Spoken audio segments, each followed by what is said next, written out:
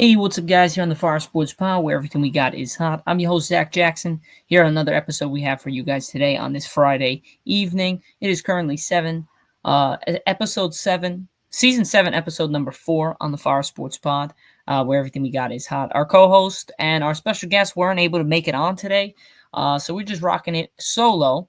As always, we're powered by StreamYard, where StreamYard makes the dream yard go. And let's get into it. We got some crazy stories coming up. Obviously, we know the Abdul Carter injury for Penn State's linebacker, defensive end. He's going to be out. He's now expected to have surgery. We'll see how that affects his draft stock and should it affect it. If not, who would take him and how does that really affect the entire draft? And then we'll be going over Matthew Stafford is actually coming back to the Rams. They got restructured the deal, so he's coming back for his 5th season with the Rams. We'll see how that has affected some of the teams that were looking for Matthew Stafford as a veteran quarterback to help out their team. And has that opened the door for Aaron Rodgers to come to New York? Not the Jets again, the Giants. So you wouldn't have to move too far. So we'll be going over that. And then Joel Embiid has been shut down for the remainder of the season. As we know, we've had Irvon with us as our co-host. We've been talking about it. It really had to happen, and to be honest, it happened as soon as I thought it was going to happen. It just doesn't make sense to have him just keep playing in an injured leg or injured knee.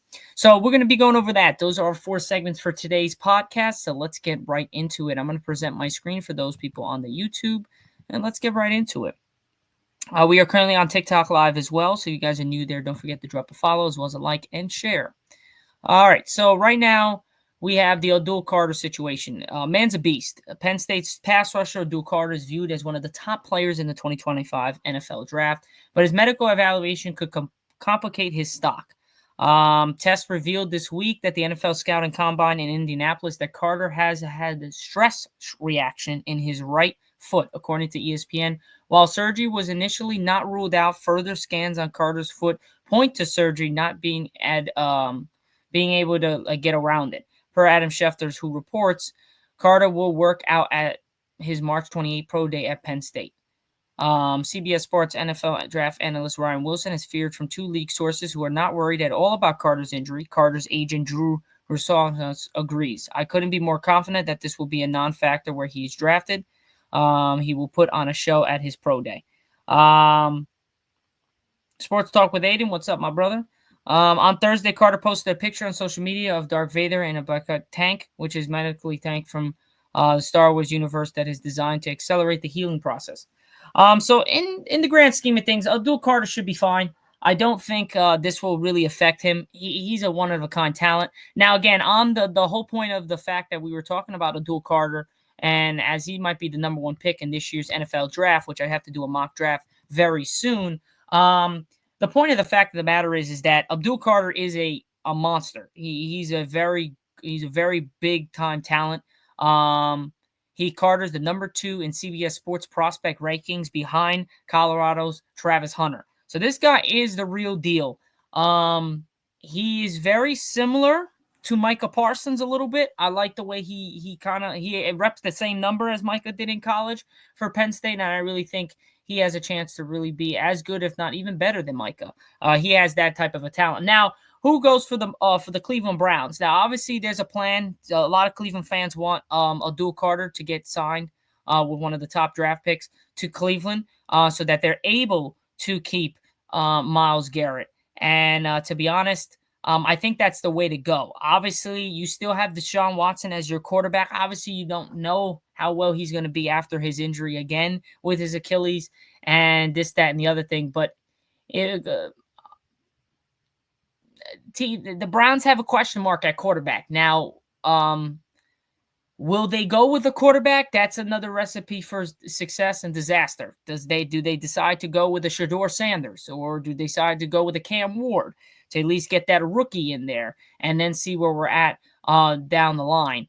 To be honest, if I'm Cleveland, I think I gotta stick with Abdul Carter.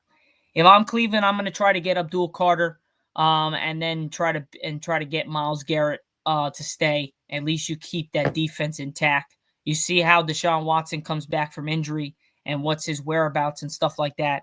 I think that's the way you have to go. If you go a different route, then it might not be the best thing.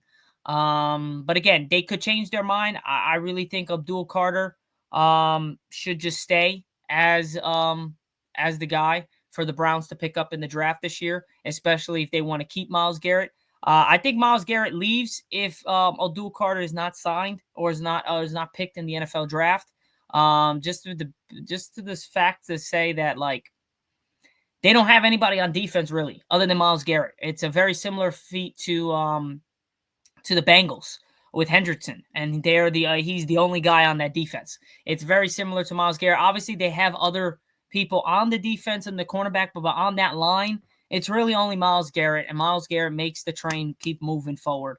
Without him, you could plug in a rookie all you want. He's not going to make the same impact as Myles Garrett, and he might go to a Cincinnati. You never know. He might get picked by them. He might go to a Baltimore. He might go to your division.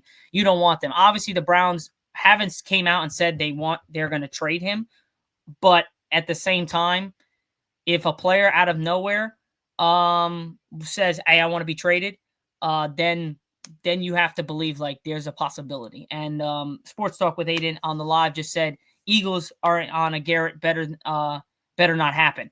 Well, it could happen. Myles Garrett, if he goes to Philadelphia, they might be repeating as Super Bowl champs because their defense is already fantastic. You add Myles Garrett to that defense, we're talking about a whole different ball game. So I even forgot about that, Aiden. That's a great take.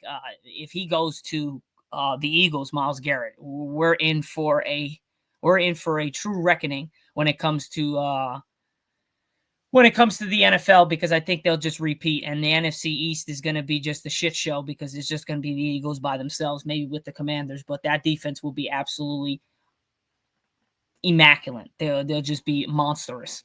You saw what they did against Patrick Mahomes in the Super Bowl.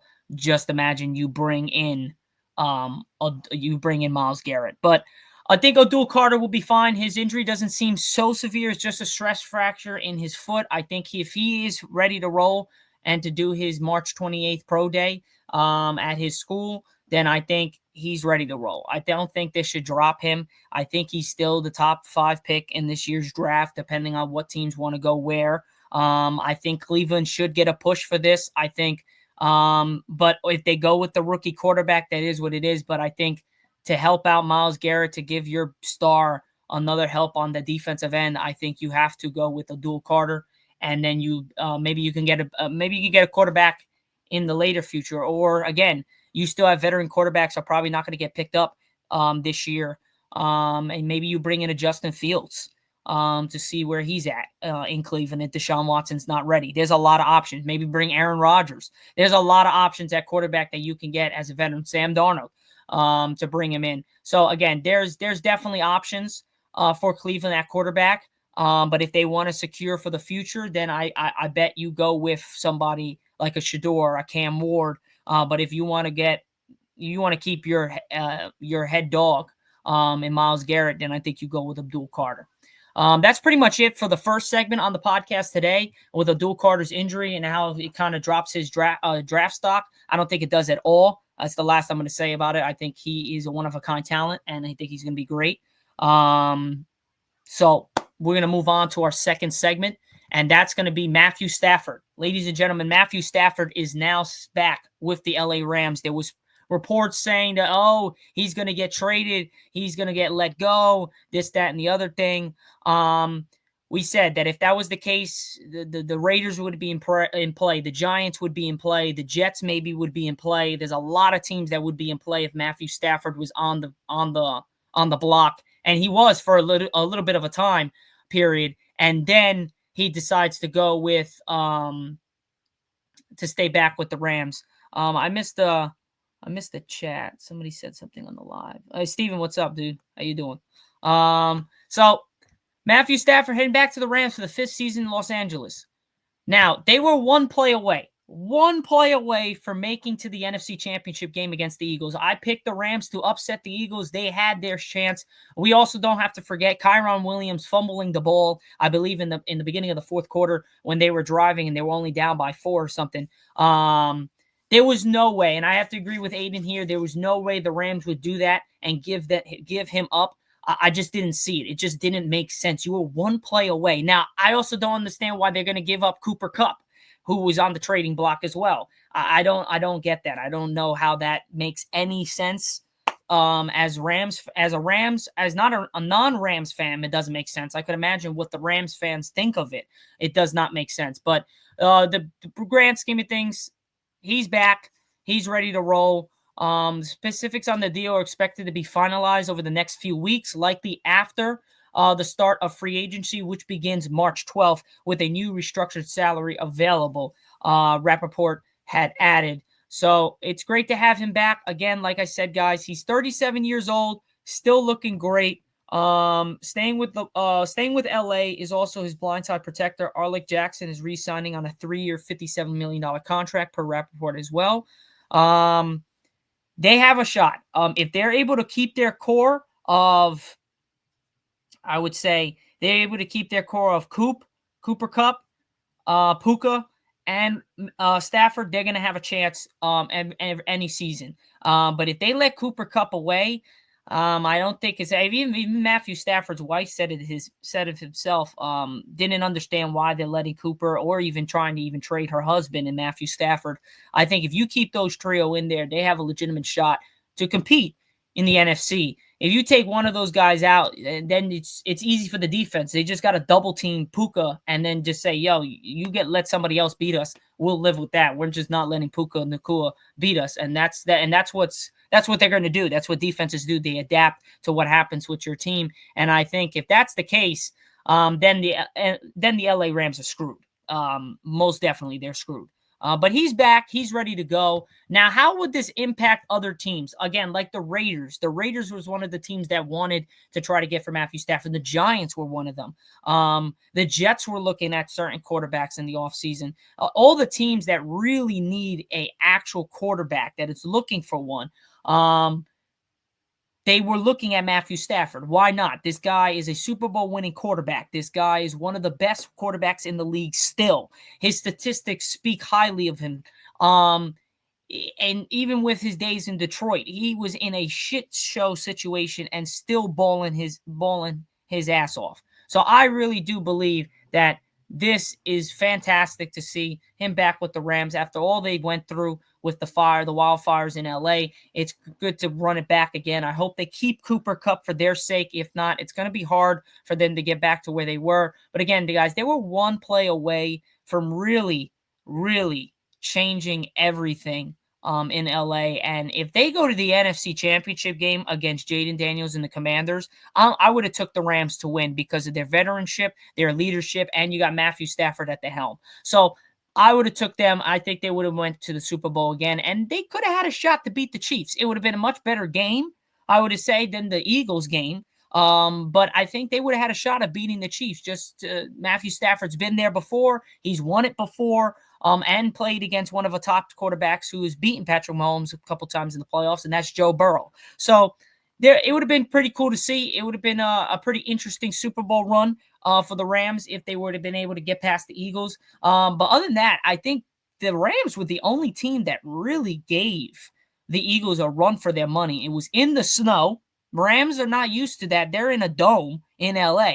And the Eagles were always used to that. That's their Philadelphia. That's what they're used to. They played in those games. It was snowing. It was raining. It was disgusting. It was freezing outside. And the Rams held their own. Again, fumbling the ball by Matthew Stafford and Kyron Williams in that game was basically kind of because of the cold. When you're not used to that freezing temperatures, it really takes a toll on your hands, and that's ultimately what happened when it comes to the fumbles there. But like I said, I think the Rams are poised for another good season this year. Are they going to be as good as last year? I don't know, because the NFC really is wide open. There's not a lot of teams that are like the team.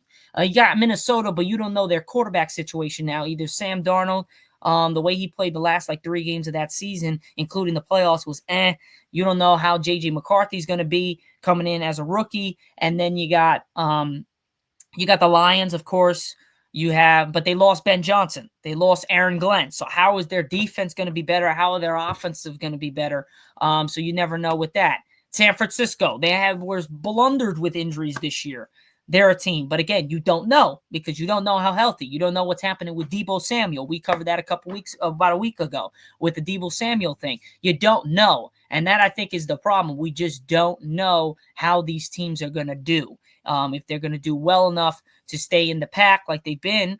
So you have question marks for the 49ers. You have question marks for the Lions. You have question marks for the Rams because we don't know what's happening with Cooper Kupp, how their defense and offense are going to be ran. You have question marks with the only team really they don't have question marks with are the Commanders. And they just went to the NFC Championship game. So they're really the team in the NFC that's like, other than the Eagles, obviously, because they won the Super Bowl, other than the Eagles, that's like really there. The Cowboys, who knows with them? You know what I mean? Like, there's a lot of teams out there that you don't know. The Green Bay Packers didn't play well.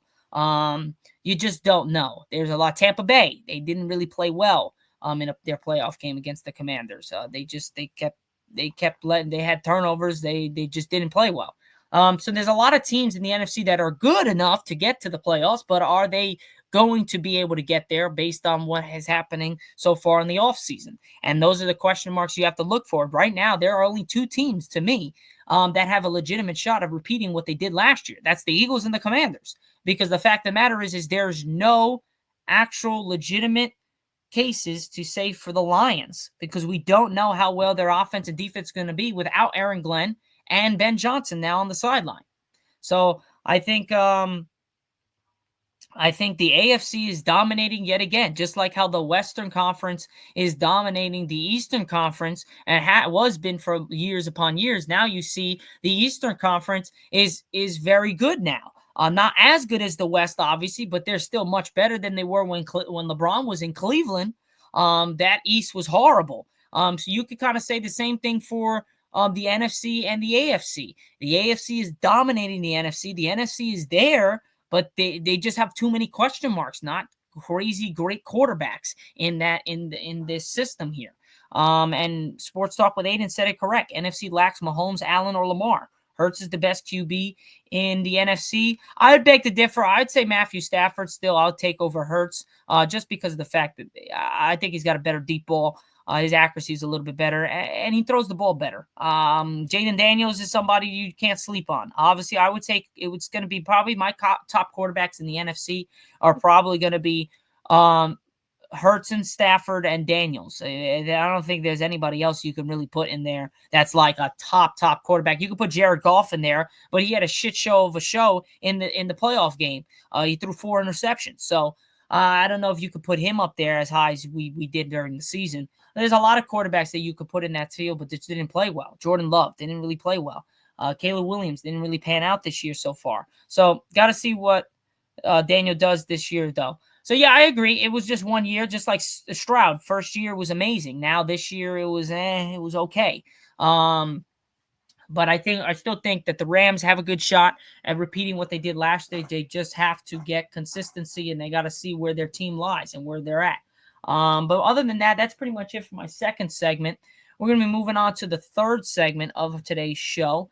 We're currently 18 minutes through the show, and that's Aaron Rodgers and the Giants. This is a very crazy thing. But before we get to this, we're going to take a short break. I'll be right back in just a second. All right, guys, we are back. And like I said earlier, we're on our third segment of today's show. And we're going to be going over the Aaron Rodgers. Now, reportedly, can be moving and trying to get to New York. Oh, the Jets again? No, it's the Giants. So he don't got to move too far. He's just literally just changing locker rooms, basically. So we'll see if this actually happens. Now, this was a very crazy story that I came upon. I did not think that the Giants were actually involved in talking to Aaron Rodgers. If I'm the Giants, if I'm not a Giants fan, then I think I want them to get Rodgers. Now, you may be like, why would you want them to get Rodgers? That instantly helps out their team. No, it doesn't, because he's 40. He's old. They don't have an offensive line. Their offensive line sucks. They don't have a running game. That running game sucks. They have one wide receiver that's actually really, really good, and that's Malik Neighbors. Everybody else sucks. You bring in a rookie quarterback like Shador, then we talk it because he's a rookie. We talking about, all right, they're getting better. They're building for the future. This is what they're supposed to do. But right now, if they get Aaron Rodgers, go ahead. Get Aaron Rodgers. He's just going to blow his knee out because they have no offensive line to protect him. So go ahead, Giants fans. If you want Aaron Rodgers, go ahead. Get him. Get him because they ain't going to do shit for you guys. You guys have nobody. At least the Jets. And the Jets, he didn't do well on the Jets. And the Jets had a running game, had a wide receiver, had a defense, had a good coach, had an okay offensive coordinator, had an okay defensive coordinator, but no offensive line. And he did shit. They did nothing. Oh, he was going to be the Super Bowl MVP. They're going to win the Super Bowl. They're going to the Super Bowl. Yeah, bullshit, because the Jets didn't do nothing. Now, you might be asking, oh, why are you being so hard on the Giants? Not just because I'm a Cowboys fan, because they're idiots. They're idiots. Why were you even looking at this guy? Now, Matthew Stafford's different. Now, Matthew Stafford is way different than Aaron Rodgers. And you might be like, whoa, whoa, whoa, whoa, whoa. Why are you saying that? Well, because Aaron Rodgers 40, he looks like he has decreased in the way he plays. And Matthew Stafford is getting older, and he's like increasing. He's looking like LeBron out there. He's like increasing his play, which is pretty remarkable to see. Aaron Rodgers is just going down, and he needs a lot more help than he did before. Again, Rams quarterback Matthew Stafford, he gets re-signed. That really now has converted the Aaron Rodgers talk with the Giants. Starved teams will have to pivot toward the veteran quarterbacks this offseason, which means more interest in a 41-year-old quarterback, Aaron Rodgers. Jonathan Jones reports that Friday that the four-time NFL MVP has been calling prospective teams to feel out their interest in employing him in 2025. Multiple calls from Rodgers have been made to the Giants. With Stafford no longer an option, the Giants are now looking into a potential signing the Green Bay Packers all-time passing touchdowns leader in Matthew Stafford. Rodgers is coming off a career worst in losses, 12, passing yards per attempt 6.7, and a passer rating of 90.5 with the New York Jets in 2024. His 28 touchdown passes were tied for the seventh most in league with a 2024 NFL MVP Josh Allen, and his 3,897 yards passing were the eighth most in the league, just in front of Los Angeles Chargers quarterback Justin Herbert with 3,870. Rodgers narrowly trailed behind Kansas City quarterback Patrick Mahomes with 3,928 last season. Again, great numbers, but they sucked. The Jets were terrible. That was like garbage time bullshit. The Jets were horrible. I just don't understand how this makes any sense. Now, New York already has a number one wide receiver in Malik Neighbors, which had 109 catches in 2024, the most in a season in Giants history, and a standout second most ever by a rookie behind the Las Vegas Raiders all-pro tight end Brock Bowers, who had 112. The team also equipped with a running back who totaled over 1,000 yards from scrimmage. Again, great. Total of 1,000 yards for scrimmage, but they did nothing. The Giants were horrible. And garbage time. And thank you. Pittsburgh should pick up Aaron Rodgers. Thank you. That's the place you want to pick up. If you're not going to go with Russell Wilson or Justin Fields, you take Aaron Rodgers. Why? He's a veteran. You have everything set up. You have a great coach. You have a great defense. You have a good enough offensive line. You have a good running game. You have a good wide receiver core. You have good special teams. You have everything you're supposed to have as a team. You're just missing the quarterback. If you want to go and try to win now, you take Aaron Rodgers. If you're a Pittsburgh Steelers fan. A lot of Steelers fans are like, no, we don't want Rodgers. Well, I think you should try to get him because he's not bad. Now, how would this move make sense for the Giants? Since they could be freed up to the draft, the best player available in the 2025 draft, third overall pick. That slot puts them in a range to select 2024 Heisman Trophy winner Travis Hunter, who played both wide receiver and cornerback at a high level for Colorado, or Penn State's all-pro edge rusher Abdul Carter. I think they picked none of them. I think they're going to go with Deion Sanders. He's been linked to the New York Giants. He's been wearing Giants cleats, this, that, and the other thing. I think the Giants pick Shador Sanders as their quarterback with the third overall pick in this year's draft. I'll be very surprised if they pick anybody else. That's my take. I don't think they go for Rodgers. I just don't think it makes sense. It just doesn't make sense because the fact of the matter is that the Giants are worse than the Jets. And he did nothing on the Jets. Or he did maybe something, but it didn't result to wins. In this case, you put Aaron Rodgers on the Steelers, you're talking about more wins. Personal opinion, but I think the Steelers with Aaron Rodgers becomes not a contender, but becomes a little legitimate opponent against Patrick Mahomes, against Lamar Jackson, against Josh Allen, and against Joe Burrow. I think you legit, and now then you put Justin Herbert in there. You definitely have a chance to compete with those teams if you get Aaron Rodgers. If you get a Justin Fields, I would take Justin Fields. But he's more progressing. He's getting used to some stuff. If you take a Russell Wilson again, he's not the answer. If you go with Sam Darnold, he's not the answer either. I think if you're trying to win now, you go with Aaron Rodgers. If not, you take a draft pick and you figure out something with Justin Fields. But I just don't think you take, as a Giants fan, want to take Aaron Rodgers. You want to build for the future. You just lost Daniel Jones, and you paid him all that fucking money for no damn reason. And now you're stuck in this situation because you decided to pay a player that has no chance to be even in that percentage of players with that type of money. None. And you cut him. What was the point? Then you let go of Saquon Barkley. Like, you've just done bad decisions after bad decisions after bad decisions. And look where now Saquon is, winning a championship with your arch rivals in the Philadelphia Eagles. So I don't want to hear nothing. I don't think the Giants is smart to get Aaron Rodgers. I think they'll be smart to pick up a rookie. And I think that rookie is Shedeur Sanders. If you go with Cam Ward, I don't think he fits New York. I think he would fit probably the Raiders more, if anything. But I think that, or you could go with the Browns. But I think for right now, the Giants should focus on getting Shedeur Sanders, not Aaron Rodgers. And mark my words, if they pick up Aaron Rodgers is either going to get injured or he's going to have one of his worst years in his career of football, and he's going to be the most sacked quarterback in the NFL this year.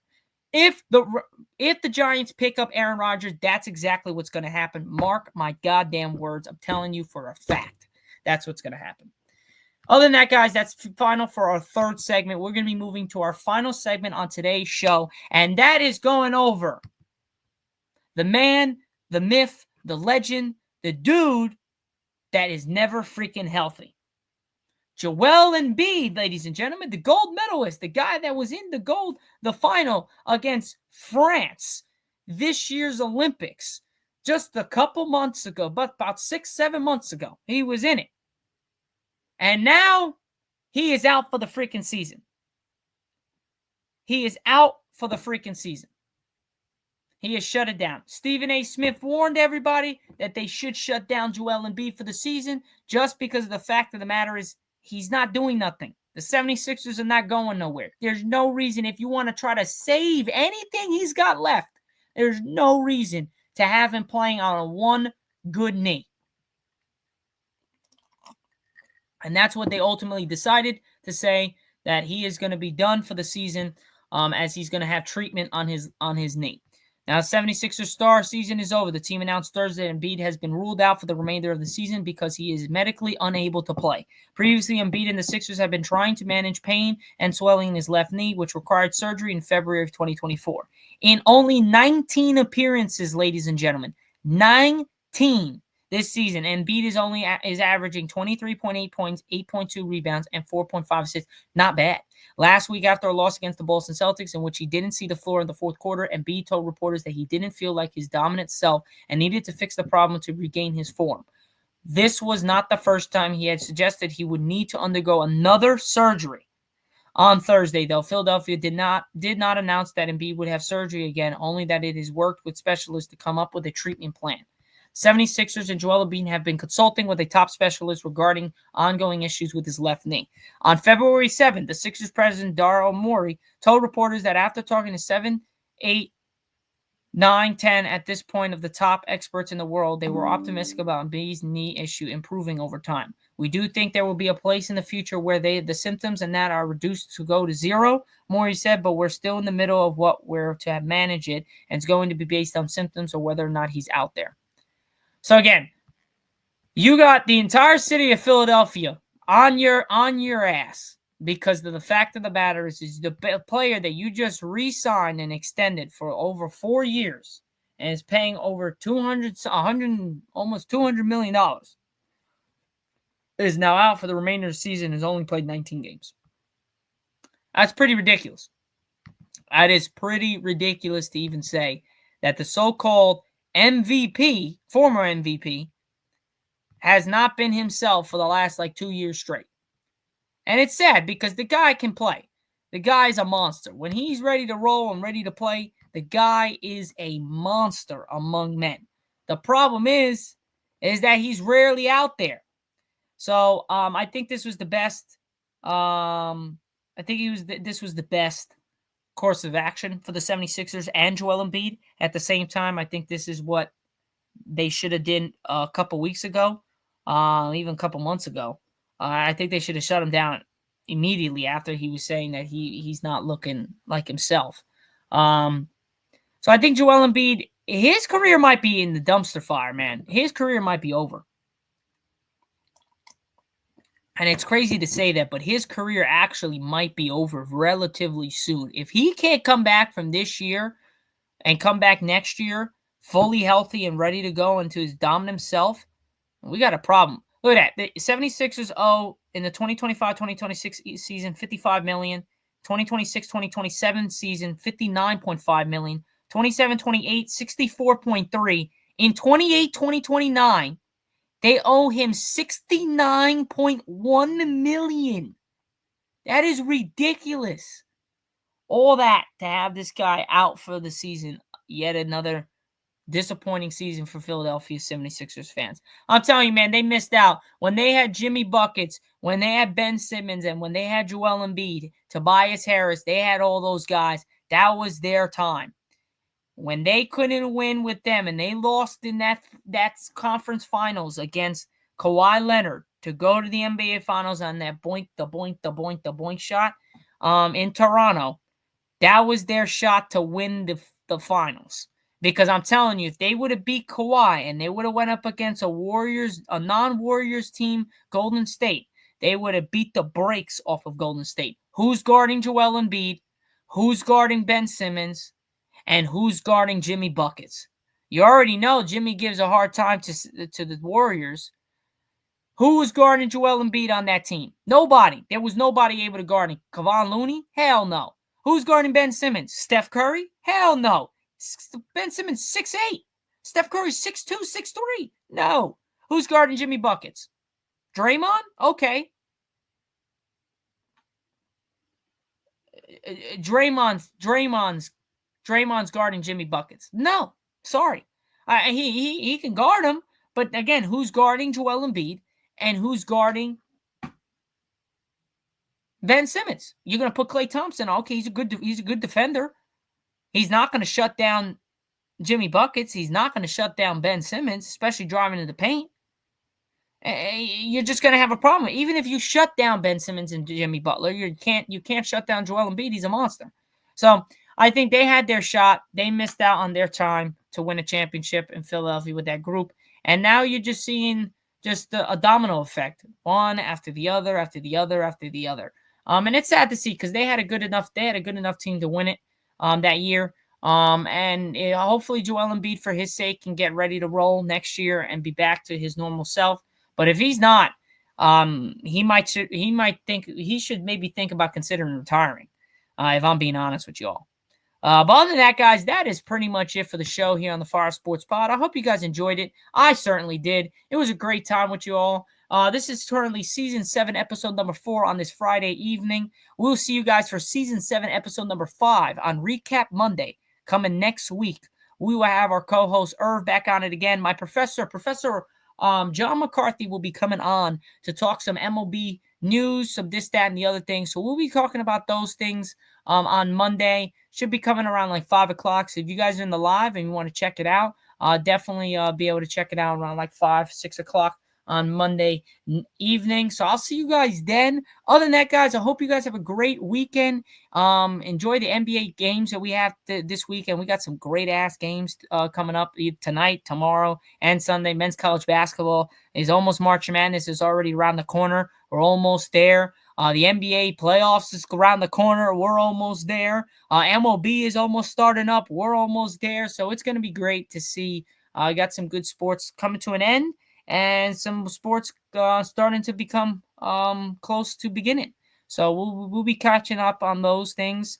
And yes, Sports Talk with Aiden just asked before we leave, are you going to post a bracket, Zach? Yes, I am. I'm going to do an entire live, probably on the bracket, as well as I'm going to post it on TikTok. I'm going to post the bracket on Instagram, and I'm going to post the bracket on YouTube Shorts as well. We're going to do an entire podcast on the brackets and stuff like that, and my picks and where we like the national championship and this, that, and the other thing.